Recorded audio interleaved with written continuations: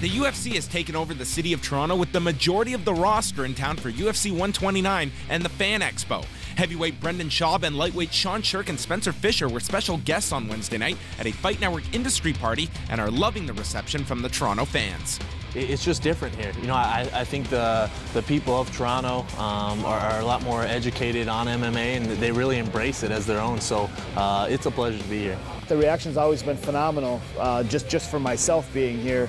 Now with the UFC being here, I think the ticket sales speak for themselves. You know, I mean, they sold 52,000, I think, is 55,000 in a week or two time span. I mean, they sold that out pretty fast. So I just think the reaction to the ticket sales tells you how big of a hotbed mixed martial arts is here in Toronto.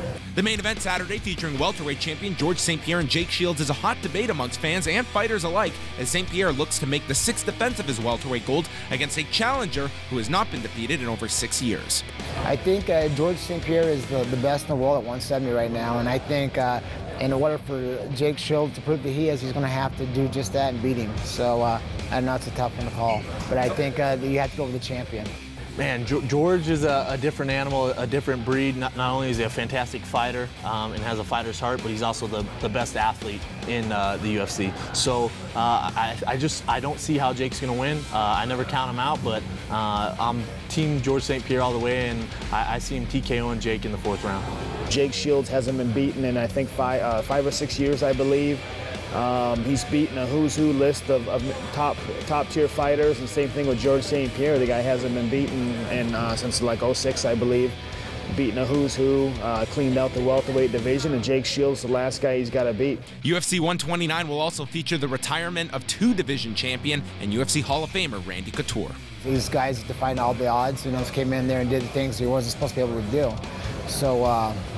But in saying that also, Machida is the new era of mixed martial arts, and I think Machida will be too much for Randy.